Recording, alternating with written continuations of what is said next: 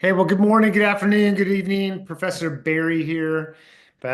This week, we are moving into understanding racial identity, kind of like exploring that topic a little bit, which includes examination of the racial identity of the dominant group, which is important to examine. So, examining the racial identity of whiteness and then addressing systems of privilege and domination. So last week we explored biological conceptions of race, the social construction of race, and I think I think those ideas, and understanding the social construction of race is important to understanding the development of ideas of whiteness, and the development of just racial identity, right? So we create these categories, we construct these ideas around race. They become social construct, but they're very real because they get institutionalized. They become part of culture, part of society, and parts of our identity.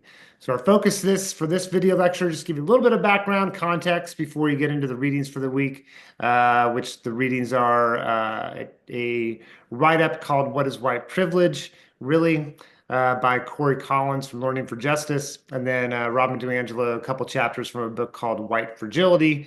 Her her experience in doing trainings and education around race within the corporate and business sector, and the responses she would get from some participants from those trainings. She started thinking more and more about, like, man, why is it people are responding to conversations about race, or some people responding to these conversations about race in ways that are a lot of defensiveness, misunderstanding, and these different called linguistic strategies or discursive strategies to deflect from the conversation about how inequality and privilege operate within society. So that's the material for the week. The goal of this video is just to provide you a little bit of background and context to center you before you get into those readings. James Baldwin, African American writer, literary giant.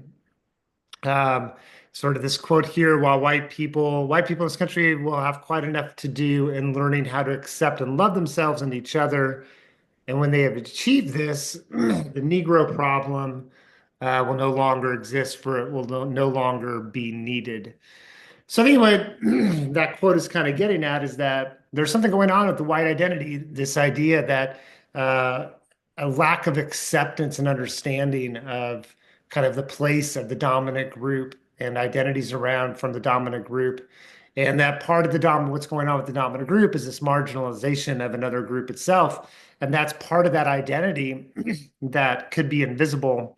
And it needs to, for a sense of humanity, one's own humanity and larger humanity, it's understanding that identity, that experience. And of course, there's connections between the dominant group and majority and minority groups. So understanding it becomes important for achieving goals, democratic goals of greater equity and things like that. So how do we know if whatever privilege it might be exists, right? Where does it exist? What factors influence privilege or domination? So how do we know it exists? We could get into the empirical side, right? So we get sometimes empirical kind of add value where we can kind of go, okay, well, privileges exist. We can look at structures, one of the areas of the matrix of domination, the structural realm. We can see how laws, institutions, and practices are carried out in ways that are reinforcing a system of inequality. So it could be structured privilege, structured discrimination. It may not necessarily be conscious or intentional, but it gets built into the way structures operate. So I think that's important to recognize. Not everything that has to do with inequality is necessarily conscious. It gets built into the way society operates. So how do we know if it exists? On the one hand, we can go to the objective, the empirical, and examine it. We also could go to the subjective, the lived experiences of people, of how they've experienced institutions, society, interactions, etc., to get at that interpretive level of how do we know privilege and its opposite, domination, or its related partner, domination, exist. And then we kind of open perspective, start thinking about, well, where does it exist? If you think about institutions, we think about obvious ones of like education, healthcare, legal system, but then we get into the practices within these institutions and get further and further into investigating that privilege and domination is going to be pervasive throughout the social system. So it's more than just the law. It's more than a practice at an institution, right? It's pervasive across institutions. And this is not indicative only of, the United States. This is across all systems, across all nations, countries have these kind of systems of inequality. They're going to be pervasive. And then we start to unpack a little bit about like, okay, what are the causes or what's influencing these systems of privilege and domination? And that could be tricky to get at, right? There's political interest, economic interest. If I go back to that idea of unconscious versus conscious, could be that things are developed, put into place, not necessarily out of conscious maliciousness or conscious desire to marginalize, but the reality is that that could be an outcome. So if we look at, systems of privilege, and we get into understanding that privilege is an unearned advantage, and there's an unearned advantage. And by having an unearned advantage, there's going to be a disadvantage. Like somebody's going to be a disadvantage as a result of that. So there's a connection between privilege and domination. So groups that have been privileged, sometimes privilege is harder to recognize, it's less visible than somebody who has experienced discrimination. Discrimination where it's been an inequality that's led to a person not being able to obtain resources or advantages within systems. So privilege being these unearned advantages. I'll give you one example. A study done in Australia where a white person was they did this study where they had somebody go out and onto a bus, didn't have the bus fare. They'd talk with the bus driver, say, "Hey, I don't have a bus. I don't have my fare. Sorry. Can I ride the bus?" And they what they changed was the race of the individual. So the person was either white or a person of color, and they were getting on to the bus. The um, bus drivers more often told the person of color that they could not ride unless they had a fare, and more often told the white person that, they don't have a fare, we'll catch you next time and let the white person ride onto the bus. Well, in that case, like a study like that, it wasn't like all bus drivers behaved the same way, but there was a pattern going on here. And it starts to raise questions. And what this study was trying to illustrate is that, in part, that privilege, like that white person who gets to ride that bus, the bus driver lets that white person on the bus, they may not be aware that not everybody has that same experience. So they're experiencing this advantage, but yet it's largely invisible. And that becomes the challenge of understanding privilege is for the dominant group, it may not be recognized.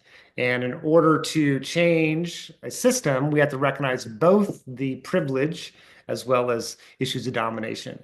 So if we go back to the 1970s and probably prior to the 1970s, I think the majority of the focus was on how are minority groups or groups that are experiencing disadvantage, how are they experiencing disadvantage? Let's fix the disadvantage. Let's focus on how do we get rid of the inequality in terms of disadvantage. But notice what we're not doing until more recently is focusing on privilege. So like focusing only on groups who are being disadvantaged is not going to change a system of inequality without engaging in conversations about privilege. And you can see the logic of that, right? So we could put, removing barriers also is going to, that's part of the equation, but also minimizing or removing systemic advantages that people have. Now that's going to be different conversation, right? So if you're a member of, so from a logic viewpoint, if you're a member of a dominant group and you have this position of power and authority in society or a group that you belong to does, there's conversations going on about a group that's being disadvantaged. How do we remove those disadvantages?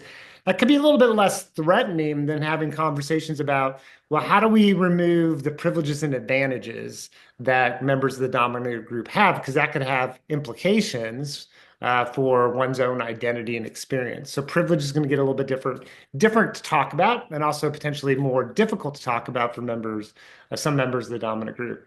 So it's invisible sometimes. It's largely taught, largely unconscious. We are all have racial identity.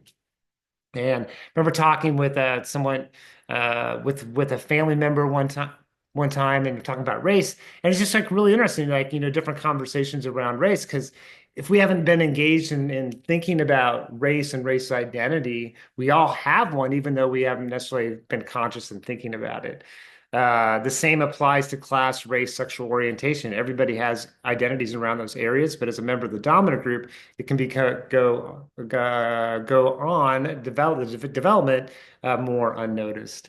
Um, yeah, so to change not just individual, but also we have to get into the structure.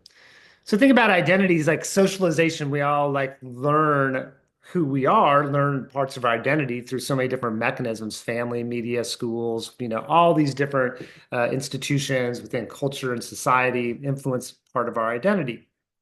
And there's racial dimensions to that. There's class dimensions, gender dimensions to all of that, right? Ideologies, beliefs, ideas, norms, expectations, they're being transferred through all these different mechanisms. A work by Beverly Daniel Tatum back in the 1990s. She wrote this book, African American social psychologist. She wrote this book about racial identity and development, a book called Why Are All the Black Kids Sitting Together in the Cafeteria? And it was the reason for the titles. There was a conversation going on between school administrators at that time and some concern from others that school administrators were concerned that all the black kids were sitting together, all students of color were sitting together, that they were self-segregating in the school cafeteria, and there were some administrators who were trying to force integration. And Tatum and others were responding to that. Well, in her book, she's looking at racial identity development, but part recognizing that the reason that individuals of color may be sitting together at the cafeteria is because they need that sense of support while being in an institution or institutions in which they have unique experiences. And so having a support system, people who have some, who can identify with experiences they have, like this is an important for survival or for success within those institutions.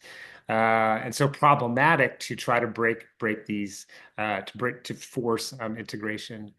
So it's impossible not to have an identity around race, class, and other areas. I mean, it's an identity development process, though we got to recognize it's different for the dominant group than it is for the subordinate group. And so in Tatum's work, she kind of gets into that about the racial identity development for a person of color versus a member of the dominant group.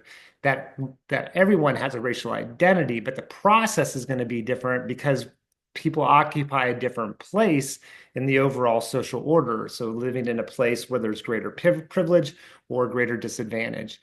Now, keep in mind too, we need to incorporate intersectional theory and ideas that we talked about before, that we're talking about race here, which is one part of an identity, but race also interacts with class and gender. So it's not like there's one monolithic racial identity around whiteness or around a person of color. There's a lot there. It's more complex than race alone. Although in certain circumstances, race may be the most salient factor or the most powerful factor in a particular circumstances. And then D'Angelo, from the work you're going to read this week, says reflecting on our racial frames is challenging for many white people because white people are taught that to have a racial viewpoint is actually biased. So uncomfortable not having a language unfamiliarity of engaging with conversations around race. Unfortunately, this belief protects our biases, white biases, because denying that we have them ensures that we won't examine or change them.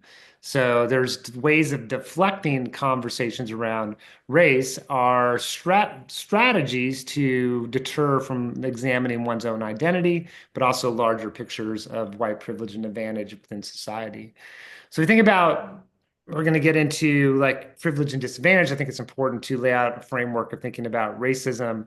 So discrimination is, when I think about an individual level institution like healthcare, and then structure like the structure of society, including multiple institutions, and think about all these different layers. Discrimination is behavior. Somebody, acts differently towards one group or a person versus another. That's discrimination. Then we get into racism. And there's a dictionary definition of racism, which is, for me, is insufficient. to really get at what racism is. So sociologically, we're gonna expand that definition you'd find in a dictionary, include some other things. So racism would include it's a prejudice. It's built upon ideas and attitudes. That's part of society. It's part of culture. That is going to provide, there comes from a place of power and inequality. So prejudice is going to have different consequences for different groups of people within society. It's systemic. Um, so it's not a one-off. Like it's more patterned across institutions. And it's systemic where privilege or prejudice is elevating and de-elevating the experiences of different groups and opportunities of different groups. So it's a systemic, leads to systemic advantaging and disadvantaging. And for racism in American culture and society, it's supported and founded on ideas of white supremacy. So we're not thinking about, for me, like think about white supremacy as an individual now. We're going to start thinking about white supremacy as institutions, laws, practices that help to maintain the position and power of the dominant group. So let's go back historically, go back to okay, like after the ending, so emancipation, we get into Reconstruction in the South, get to the first law of the Supreme Court for separate but equal in Plessy versus Ferguson in 1896. So that law that law is built upon an idea of white supremacy. There's a concern about, for some, a concern that emancipated slaves, so blacks are developing more freedom, actually starting to hold political office in the South and other places. And there's this ways in which institutions are now pushing back and trying to maintain the system of inequality, and it's coming from a place of white supremacy. Although it's not, we're moving away from thinking about the supremacist and the individual, we're thinking about structure, institutions. So racism is grounded in historical relations and power relations. Like you look at things that are going on today, that's a reflection of racism, but we need to unpack larger system structures and history. It's embedded in institutions, embedded within cultures. It can be difficult to see. It can oftentimes taken for granted. And it can range from the micro level to the macro level. So Peggy McIntosh, if you're interested, you could look at her work, this in the 1980s, that she was looking at this idea of white privilege, and we can make a connection to the matrix of domination. So one, privilege and domination are connected, recognizing intersectionality, race, class, and gender intersect. Think about the structural, institutional, disciplinary, so how institutions carry out their practices.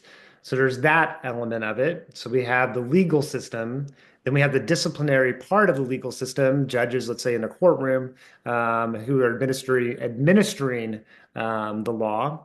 Then we have the hegemonic, the ideology and beliefs within culture and society. And then we have the everyday life, interpersonal experience.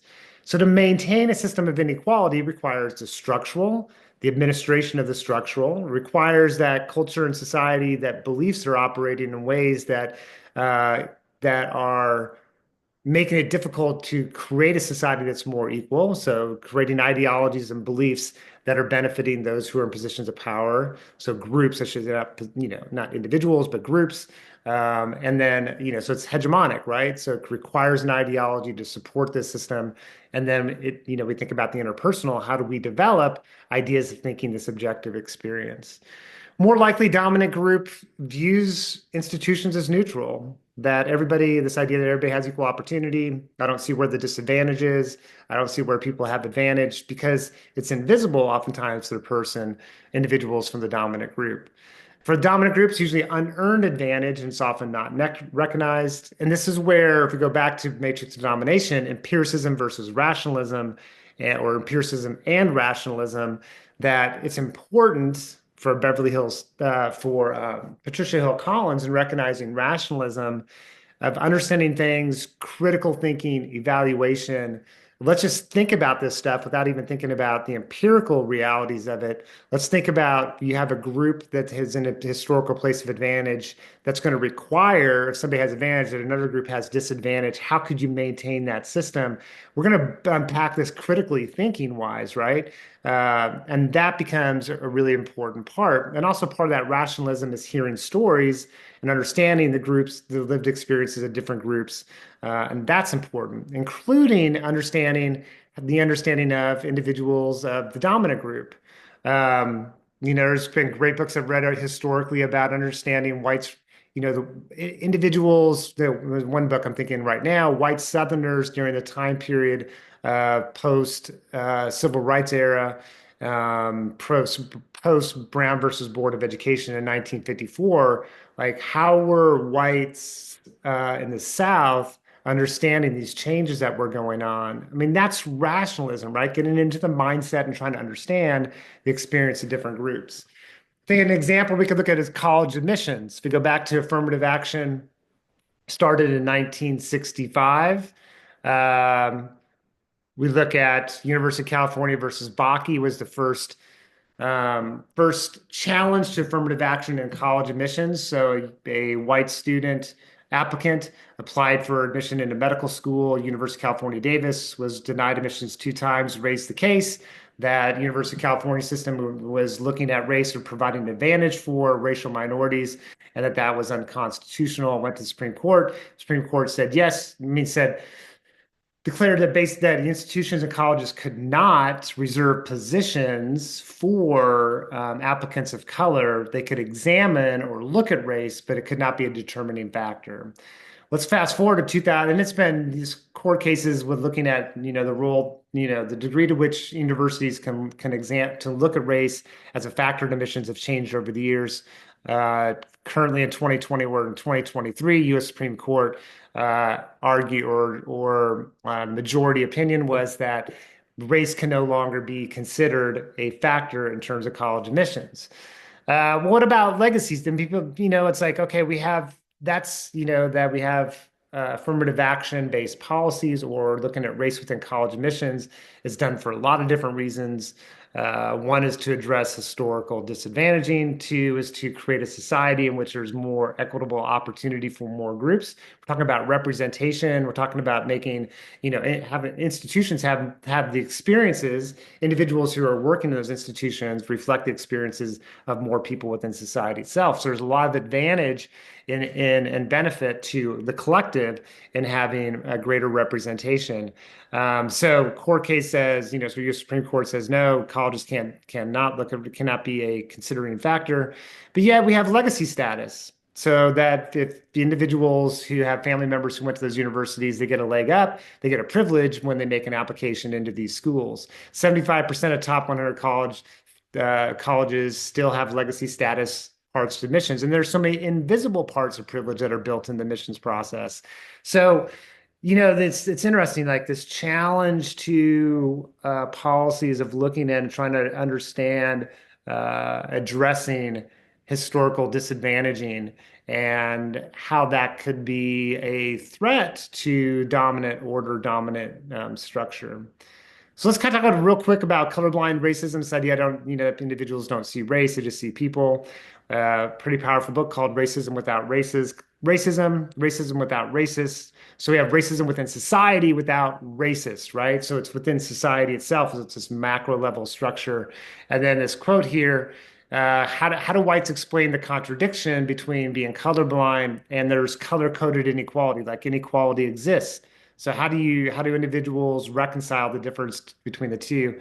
And then Bonilla Silva argues that there's powerful explanations that people can engage in to justify the inequality that exists that remove any responsibility from them for their privilege and their status and their position and its connection to the experiences of others. And he calls this new way of thinking colorblind racism. I think there's more people who are comfortable in thinking about colorblind racism today.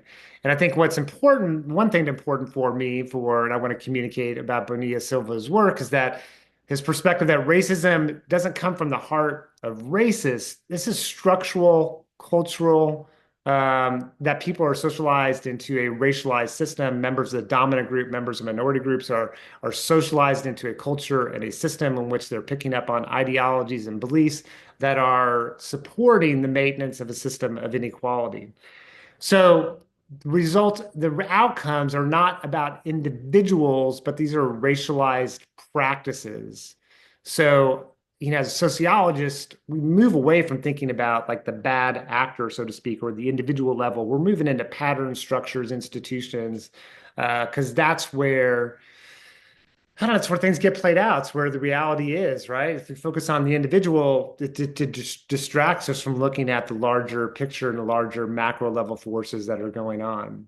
And then I think it's important to recognize that in contemporary society, post-civil rights era, let's just say post 1970s, 1980s, that racism is much more covert. That more overt expressions of racism were more apparent in the past. Now there's for more people aware of changing norms and expectations um, about having ideas that are race ideas that are grounded in racism. So people, individuals, and institutions are more guarded. They don't want to be identified as engaging in racist practices, so they're more guarded. And so things have become more covert, which makes it more difficult to be able to recognize. If you're interested, there's this website you can look at that just sort of exploration of ideas about whiteness, people just talking about their experience of being white. And then there's the last piece, critical race theory and responses. So critical race theory comes out of, the law school of looking at how the legal system's been implemented in ways or that decisions have been made in ways that are reflective of racial inequalities and reinforcing inequalities. Critical race theory, from the more evidentiary standpoint, has never been, it's not part of curriculum in schools. There's more fear about critical race theory than the reality of critical race theory in schools. But there was a lot of reaction within culture and society about critical race theory. Well, let's look at things from a historical perspective and look at George Floyd and the rise and development of Black Lives Matter, the marching, the protesting, more conversations going on about gender and gender identity within culture and society, more support for students of color, for students who have been historically marginalized. Like all this stuff is going on, right? One way it can be interpreted this response among politicians and some individuals about critical race theory and things like that is it's a response from the dominant group that comes from a place of maybe not being able to recognize. It comes from a place of fear, concern, or fear, a concern that has been a concern about, I guess, an unconscious, where I'm stumbling is thinking about, it's like an unconscious concern about one's own identity or the experiences of members of as being a member of the dominant group. So anxiety, fear, concern of one's identity experience. Like, there's something going on in that space. That reaction is a reaction from the dominant group. And this is that idea somewhat of fragility, is rather than leaning in, asking questions about it first, and then making a decision, it's the reactions coming first. And anytime that happens where a reaction comes first before investigating, I think it's important to start raise questions. Well, now what's that about? So individuals are responding before understanding. Then it's more about what's going on within them, or more largely speaking, as a member of a particular group. Yeah. So anyway, give you some background information. We got these two things for this week. Hopefully you enjoy them. Thanks for all you do. Have a great day. Have a great week, and catch you next time.